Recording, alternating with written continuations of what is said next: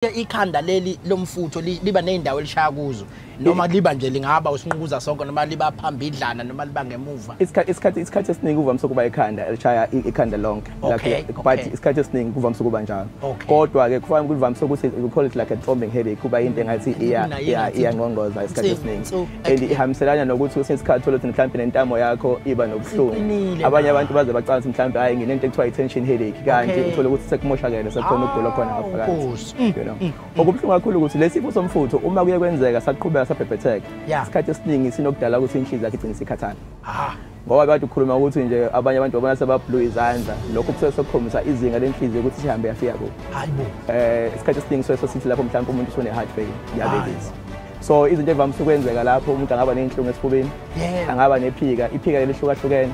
Isikhathi umuntu oba nephika nje ayihambela, isikhathi umuntu abe nephika lele phansi osekudingakala ukuthi mhlawumbe anike imicamelo ukuthi akwazi ukuphakama ukuze aphefumule kahle.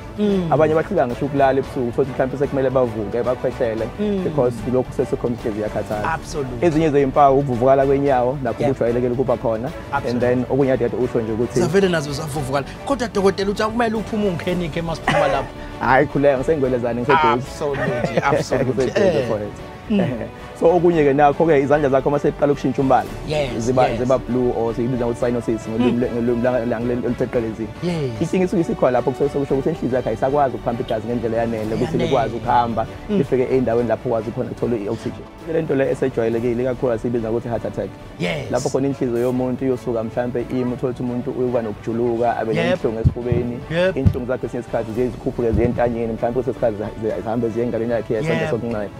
Lapho isikhathi esiningi kusuke kusho ukuthi imithambo yenhliziyo imithambo yegazi le enika inhliziyo igazi sivalekile. Isikhathi esiningi baye bathi ngolimi oluphethwe heart attack but lento kusuke kuthiwa ngelimi lwethu sithi myocardial infarction. Okusho ukuthi iphathi yenhliziyo ayisatholi igazi okudala ukuthi besiyasha. Uma isha ngaleso sikhathi la khona umuntu azozwa khona inhlungu.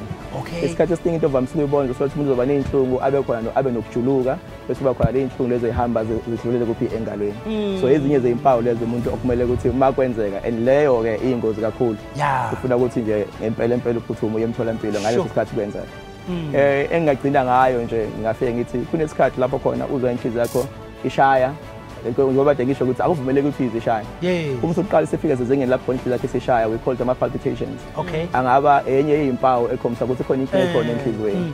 Lokhu kuhlukahlukene ke kwesinye isikhathi abantu abadala ungenza ukuthi mhlawumbe nethiwa sithi heart block okusho ukuthi inhliziyo yakho mhlawumbe isishaya phansi usiyayiza ishaya mhlawumbe yayiza leyo ayivumelekile siyenzeke. Mase kwezinto efana leyo nakhona futhi amanye ama symptoms.